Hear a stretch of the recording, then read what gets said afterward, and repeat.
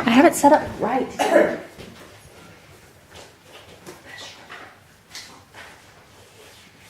went all too college, you never bother anybody. Okay. More than 2.2 million adult drivers and passengers were treated in the emergency room because of motor vehicle crashes in 2012. Wearing seatbelts is the most effective way to decrease this number, but still Americans refuse to wear their seatbelts. My name is Francesca Stiles, and after experiencing 2 car accidents myself, I know the importance of wearing a seatbelt. The vast majority of Americans drive or ride in vehicles on a daily basis and chance an accident, therefore everyone should know the significance of wearing a seatbelt. By making seatbelt laws mandatory and a primary offense for everyone that is operating a motor vehicle, more Americans will wear their belts. The number of accidents related to car accidents, the number of injuries and deaths related to car accidents will decrease, and the cost of accidents will also decrease. By making seatbelts a primary offense for all passengers, more people will listen.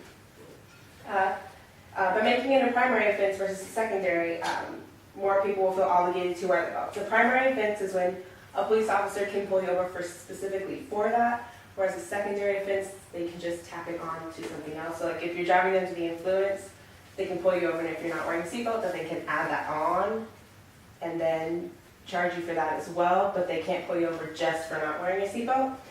And only 34 of our 50 states recognize seatbelts as a primary offense. And in the 34 states that recognize it as a primary offense, 89%, there's an 89% usage rate of seatbelts. And in secondary states, there's only a 68% usage rate. So by making it a primary offense, the usage rates of seatbelts will increase.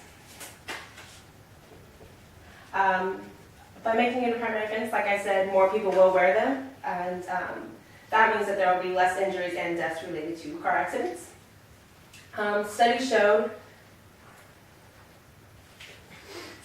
that if all of our states made seatbelts a primary offense, the number of fatalities and injuries would decrease by over 50% related to car accidents. If we as a country increase the rates of 68% in the secondary offenses and make them primary offenses up to 90% like the primary offense states that are now, 5,536 fatalities along with 132,670 injuries could be prevented. Car accidents don't only affect those that are in the accident. In 2012, $50 billion in lifetime and medical expenses had been accumulated because of car accidents.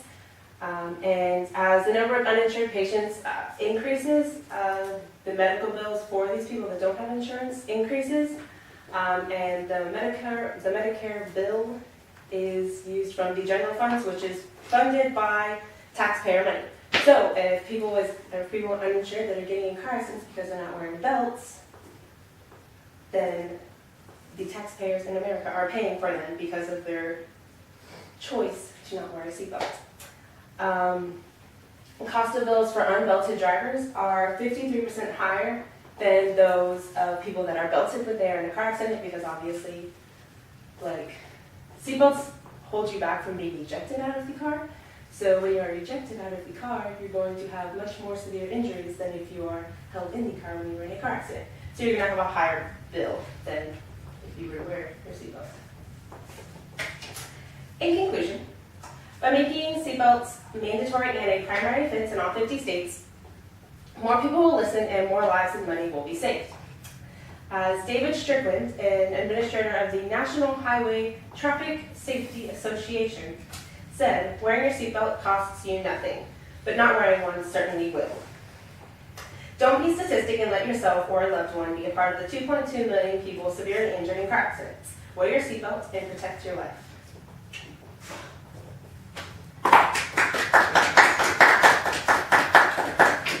You want to know what I was laughing at? Because it said established credibility, and I wrote down that you had 2 accidents yourself. Is he still recording? Yes.